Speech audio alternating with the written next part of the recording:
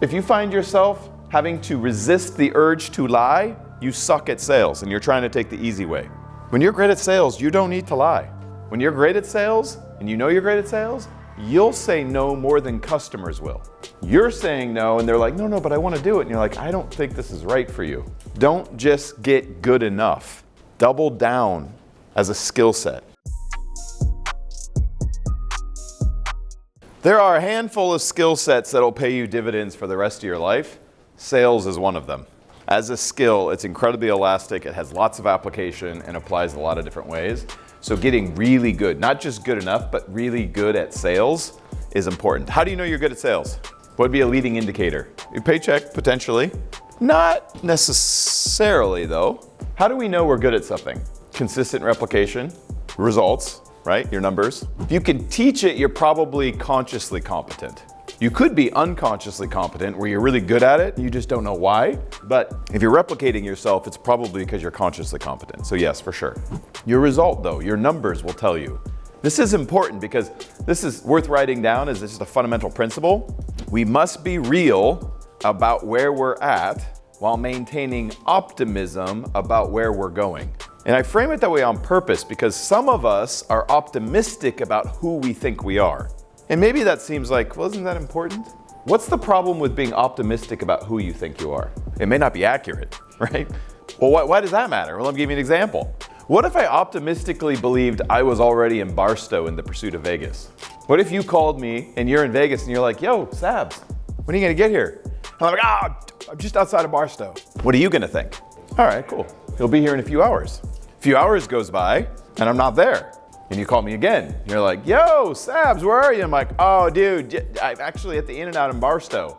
You're like, what? You told me you were in Barstow 2 hours ago. Do you see how this becomes a problem? The navigation doesn't work. Why is that a problem? Well, if you think that you're better than you really are, you'll be confused when you aren't where you think you should be. And if head is severely up ass, what will you likely then assume? It's not you. It's the business, it's the climate, it's the economy, it's the fill in the fucking blank. You'll think it's not you. Why? Because your math was inaccurate from the very beginning. You thought you were better than you really are. And I can always tell, not always, but more often than not, when I ask somebody for their numbers or ask them how they're doing, what's the chances I already know? Pretty high. Why am I asking then? I want to see how accurate they are. How close are they to the truth about how good they're doing? So it's important to you. We must be real about where we're at while maintaining optimism about where we're going. But there isn't a lot of skill sets that are going to bear more fruit in your life than getting phenomenally good at sales. Because what is sales? Sales is the ability to communicate. At a time in which we may be at all-time lows for how horrific we are at communicating. The basis of most drama, fiction or nonfiction, right? Most movies, where's all the drama? The inability to communicate. How if you're like, why didn't you just tell him? Just say it, just fucking. We're horrific at it. Getting good at communication is a skill set that pays dividends across so many different areas of your life. If you're better at communicating, your relationships are going to be better, personal and professional. If you're good at communicating, it makes it much easier to be successful in business. And then sales becomes really easy. Okay, so going back to the side, how do you know you're good at sales? You don't have to lie. If you find yourself having to resist the urge to lie, you suck at sales and you're trying to take the easy way. When you're great at sales, you don't need to lie. When you're great at sales, and you know you're great at sales, you'll say no more than customers will. You're saying no, and they're like, no, but I want to do it. And you're like, I don't think this is right for you. So what am I saying? Don't just get good enough. Double down as a skill set. Well, how do you do that? How do you get better at sales? So I'm talking to leaders, which means at some level or another, you've demonstrated a level of competency. How do you continue to improve it? What's your path forward? How do you improve the skill set?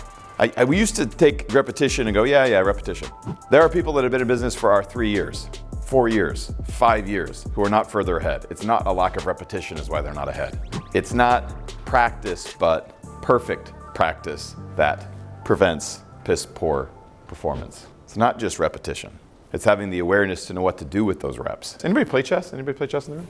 It's harder when I'm playing 15 games at a time, but if I'm playing one person and the board's right in front of me, after the game, I can literally go through the game, play it back. You did this, I did this. What am I doing? I'm processing the game so I can figure out where I messed up or where I need to improve. I do the same thing in sales. Whether it was a good outcome or a bad outcome, I'll go back through the conversation. Especially if it's like, wow, this made total sense for this person and they told me no. Like, what happened here? I'll literally go back through the sale. What did I miss up? What didn't I say? What wasn't I paying attention to? So that I continually improve my game. If we were being honest, and I won't make you raise your hand, how many of you are doing that? I bet the high performers probably are. And the high performers are probably the group that we would say, well, why do they need to do it? They're already high performers. Might be why they're high performers. If you're at the effects of life, you just go, oh, that wasn't my customer. Most of you don't have a background in sales. And by design, we don't really look for salespeople. Sales is the modality we use to teach lessons about life. My focus isn't on sales other than it is a great way to teach. It's wax on, wax off, Mr. Miyagi. So yesterday we did a little inversion board. It's like, hey, how do I guarantee I suck? You guys remember that? And everyone quickly came up with a list of things. This is how I guarantee I suck, right? It wasn't hard to like, yeah, this is how I do it. And then I just said, hey, take that list and invert it. There is your map for how you do not suck. So today I'll ask, not rhetorically, but in conversation, what holds people back from doing those things? Was there anything on that list that seemed like wildly complicated? Okay, so let's talk about it. What holds people back? Fear of failure? Fear of failure ensures what? Pretty ironic, right? Why do we fear failure? Not a rhetorical question. Why is it feared? What if? Maybe most of you aren't old enough to have experienced this yet. You ever encountered somebody that you deeply connected with, and for whatever reason you didn't ask for their number, or you didn't follow up with them, and it haunts you for months or years later? What if? That wasn't funny to me. The older you get, the more you'll realize the things you regret are the things you didn't do, not the things you did do. I try to do Q&A once a week. A question that's come through a few times is, thinking about starting my own business in 2024, but it seems risky. How do I convince myself to do it? Fuck. So instead of trying to espouse all the reasons why I think running your own business is probably a smart move, depending on who you are, by the way, not everybody is really hardwired to run their own business.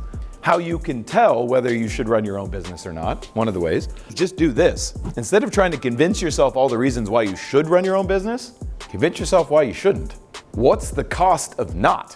Why are we doing that? Well, it turns out a lot of humanity is very far more motivated by loss or fear than they are by gain. Fascinating, right? We're far likely to be more concerned about losing $100 than making $100. If you understand that psychologically, it explains human behavior. You're like, so much more makes sense. So how do you do that? You hack your psychology. What is the cost of not running my own business? Or what is the cost of not hitting my goals? Instead of, oh my God, what is the cost of doing this? What's the cost of not doing it? Not a rhetorical question. You can answer this for yourself. What is the cost of not accomplishing your goals? I didn't prime the pump well enough. Let's prime the pump real quick. Who is 100% happy with where their life is right now? Show of hands. That's your cost. That nothing changes. This is incredibly important to get because for whatever fucking reason, a lot of us deep in our psyche want to believe somebody is gonna bail us out or something, that we're gonna get lucky. It's not happening. Quit lying to yourself. It is not going to happen. You are going to bail yourself out by design. Nobody is bailing you out. Ever had that friend that never makes fucking rent? And they come to you once and they go, hey, can I borrow some money for rent? And you're a good person, you love your friends, so dutifully you're like, hey, yeah, no problem. I'll give you $400 to cover your rent. They go, when are you gonna pay me back? Next week, by next Friday. And you go, okay. A couple scenarios play out here. It all kind of makes the point. One scenario is, what happens on Friday? Nothing. And maybe they fucking dodge you altogether. You're supposed to hang out that night. They're like, yeah, I'm really tired tonight. I'm just gonna stay home. That's one scenario. Second scenario, they pay you back and you're like, oh, that's delightful. 3 weeks goes by. Ring, ring. Hey, I know you helped me out last month with rent. Still hurting. What happened? You became their bailout plan. You became their solution. Is that helpful? No, it's not helpful. And yet, many of us, deep somewhere in our psychology, want to believe we are just going to get lucky or something is going to get easier and suddenly everything is going to be okay. And it's not happening. It happens when you decide, I want more from my life. This is why a lot of times it doesn't happen until we get into our 30s. Why? Because what do we do in our 20s? Fuck it up royally. Statistically, we go wildly in debt, have unintended children, have heartbreak, and date people we wish we wouldn't have. We don't take care of our bodies physically. And we get into our 30s and we're like, look, something's gotta change. And suddenly we're motivated to change. Why? Because we literally fucking burnt the bitch to the ground first. And they're like, oh, there's change. That's good. Yeah, that's a great idea. I would like to suggest there's a better way to do it. The wise person learns from other people's fuck ups. So, what do we try to do? We try to create a model in which the work is not done for you by any fucking illusion, but it is clear what you have to do. And again, if you haven't spent any time in the workforce, you may not even value that. Why? Because you don't understand how unique that is. Anybody worked in corporate America long enough to know it's like you have no idea what you have to do to get promoted? You have no idea how to get to the next level? And if you go ask your boss, if you can even talk to your boss, they say something like, well, you know what? You gotta be here, work real hard, put in your dues. The annual review will let you know. You go in for your annual review, they go, hey, well, you got a 25-cent raise, congratulations. And hey, we want you to work on this and next year we'll see what we can do. That is a very common, normal process. Average promotion, you know how long it takes to get your average promotion in corporate America? 4.5 years. You know what the average raise is? Less than 5%. Don't believe me? Go fucking Google this shit. So I said, fuck that. I don't want to live in that environment. That sucks. So what do? Create an environment that says, hey, here's how you get paid. Here's how you make $2,000 a week. Here's how you get to the next level. And here is the fucking competencies and the skills you need to do it. Now go do it. You know what sucks about that model? You removed every excuse except for one. Super easy to go home for Thanksgiving and say, hey mom, yeah, no, my boss is a dick. That's why I'm not getting promoted. Super easy to go home and go, yeah, my industry is actually it's shrinking. That's why I'm not getting promoted. Yeah, we're just not hiring at my company. That's why I'm not getting promoted. You go home to your family and they go, oh yeah, that makes sense, son. Sorry about that. What happens when you remove all those things? When none of those are true? Well, to be fair, you'll find new excuses. That's what humans are really good at doing. But it starts to get a little bit scary because where does the pressure go? On you, and you may not like that. So when the pressure goes on you, you don't like it, then you may come up with new reasons, new excuses, or blame something. Or just maybe you go fucking get it done. And every year, as I go into a new year, there are people who step up, some that I did not see coming, and there are others that I thought for sure were gonna step up, and for whatever fucking reason, they just don't. It's like a failure to launch. So I look around and I wonder, who am I looking at? Which one are you? How does that change? Consciously, by assessing what skills you need to get good at, what skills you need to improve, what standards you're gonna hold yourself accountable to.